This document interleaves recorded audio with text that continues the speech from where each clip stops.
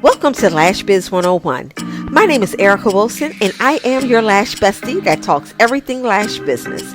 Whether you're a seasoned lash artist or new to the lash industry, we all strive for one thing: to run a thriving and successful lash business. I help you think about things you may have overlooked or chose to put on the back burner. I'm that little voice in your head to help push your business in the right direction and to that next level. We could all use a little help and advice, and I'm hoping this is where you can find it. Remember, this is a safe space for everyone. I speak from my heart, and I try to motivate and encourage everyone who's listening. Before we get started, I want to say thank you for tuning in, and I hope you enjoyed the show. All right, let's get started. Welcome to the Lash Biz 101 podcast. I'm excited today because I'm reintroducing my podcast after being on a 2-year hiatus. I discuss why I revamped my podcast, what my new podcast means to me, and what my goals are with it. And most importantly, we discuss lash business.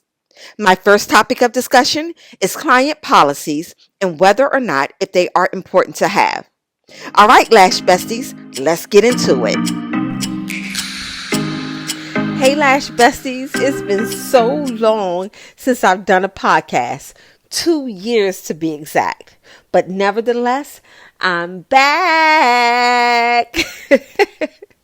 So for those of you who are not familiar with who I am, my name is Erica Wilson. I'm a 2-time certified celebrity lash artist of 12 years, celebrity makeup artist of 20 years, and a certified permanent makeup artist of 5 years. So, hello to my new lash besties. Now, to give a bit of background as to what's been going on with me and my business for the last 2 years, I've completely revamped my podcast platform, as you can see. So, here's the story. My podcast platform used to be called The Lash Mob. Since day one of creating The Lash Mob, it was headed for disaster. I wanted to take on a lash colleague as a partner on the podcast and to make this, a fun space for lash artists. That person, who was supposed to be my partner in this, showed up for our first podcast, and we had fun recording it. We laughed, we kikied, and everything.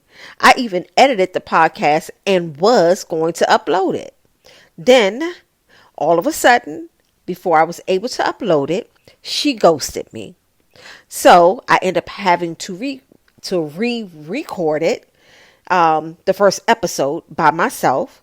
Because with my personality, I'm just not the type of person to just give up because someone else is trifling. So anyway, I recorded about 8 episodes, but during each episode, I never really quite felt like it was my baby. Something was just not calm in my spirit with this. So during the pandemic, I took that opportunity to reevaluate the Lash Mob. I asked myself many questions from different perspectives, and in the end, we just didn't mesh. That is, me and the Lash Mob. So, I took more time out with the list I created of what I wanted my platform to provide for fellow lash artists. And each answer to every question kind of went back to business. I wanted to give back to other lash artists by providing any business knowledge that I have. Because I do remember that when I first started out, I had questions like, which direction should I go in? And there was no one that could help me with that. That's when I created Lash Biz 101. When I first said it out loud, I was like, yes, this is my baby. So now, fast forward. This is where we are. She was born last year, so she's a year old, and I love her. I'm totally devoted to this outside of my lash business. So anyway, I'm still trying to get awareness out there to those who are serious about the lash extensions business and being a lash artist. During the pandemic, I also sat down and started writing a book, The Lash Artist Guide to Success, How to Run Your Lash Extensions Business. This is the first book in this series. My goal with Lash Biz 101 is to give as much business advice as I possibly can to every lash artist, regardless of if you're new to the game or if you've been here longer than me. We all can use help, advice, and guidance. Anyway, so that's the premise of Lash Biz 101. I want you to subscribe to this channel as I will be uploading new podcasts every Monday with all that I've learned from the past and what's new to me now. So, if you're interested in growing your lash business, lash brand, business revenue, take home pay, protecting your business, and everything else lash business related, this is where you want to be. So, with all that said, let's talk some lash business. With this being my first episode to reintroducing my podcast, I'm going to start by talking about client policies. So I'm curious to know, do you have policies for your clients? And if not, why? I would love to hear your thoughts on this. In the meantime, I myself do have client policies, and I include this in my intake form for them to read and initial before taking them on as a client. Me personally, client policies helps to curb any issues that may arise between yourself and your clients. This helps to give your clients your expectations of how you run your business. It helps to put certain structures in place to help your business day with your clients run smoothly.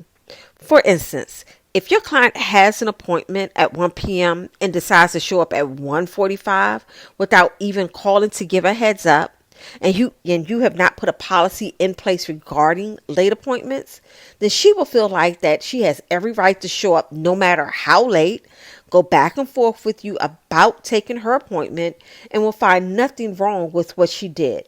Why? Because it was never made clear and understood with her that this is not acceptable. Now, let's flip this story around. Let's say you do have a policy in place that your clients initialed and signed, and your client decides to completely ignore your policy, and you let it slide the first time and you say nothing. Then she does it again and again, and you still say nothing. First of all, it's evident that she either does not remember that you have a policy set in place for lateness, or because you said nothing the first time and the other times, and she figures you're okay with it. Now, let's back up to the first example.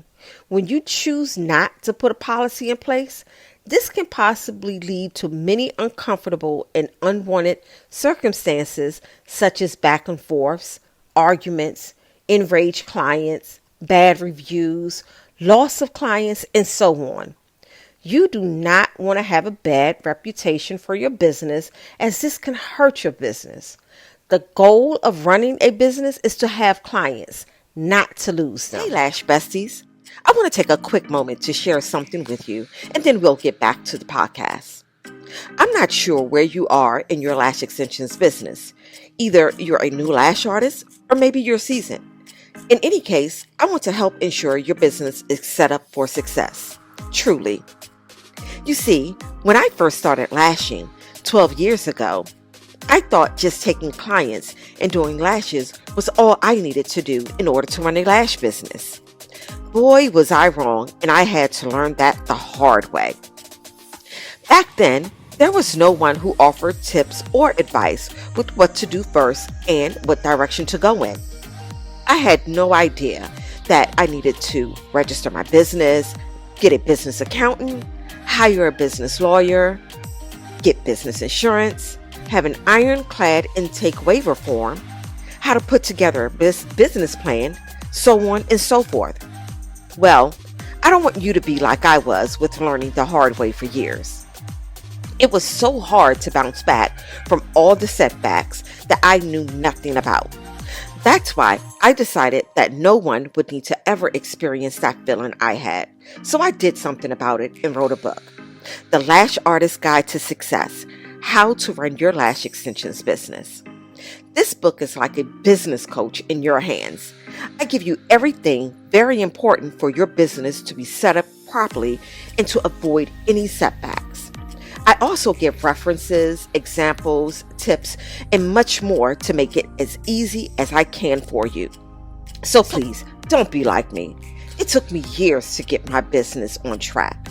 Go to my website right now, lashbiz101.com/shop, or click the link in the show notes and get your book now.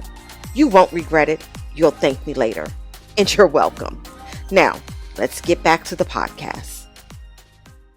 And for the second example, although you may have a policy in place, if you, the business owner, are not enforcing it, it serves no purpose.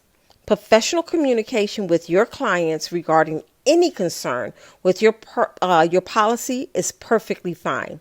Actually, believe it or not, your clients appreciate you reminding them of your policy. Clients like knowing that where they pay their hard-earned money for a service that is considered a luxury service is structured with professionalism and care for each and every client. It minimizes any potential issues and discrepancies. Client will respect you and your business. So, I'm going to give you a tip. Try sending out a monthly email to your clients reminding them of your policies. Maybe select one policy a month. Elaborate on it by saying something to the effect of, "Hey Lash Beauties, this is just a soft reminder of my Lash Studio policies. Please do not forget that while being serviced, usage of cell phones are not permitted, blah, blah, blah, blah, blah." Try choosing a new policy each month to highlight so this way it stays in the back of your client's mind and will help with running that part of your business so much easier. So, I think right now, Lash Beauties, I'm going to go ahead and wrap things up and bring this episode to an end. I thank you so much for listening. And as they say, if you haven't already, please like, subscribe, and comment. Let me and other lash artists know your opinion on having policies. Let's start a conversation. And please follow me on Instagram, TikTok, and Facebook at LashBiz101. And if you know of any lash artists who may benefit from our podcast, please forward this podcast to them. One more thing. Please comment below if you found this podcast helpful. Until next time, love you. Bye.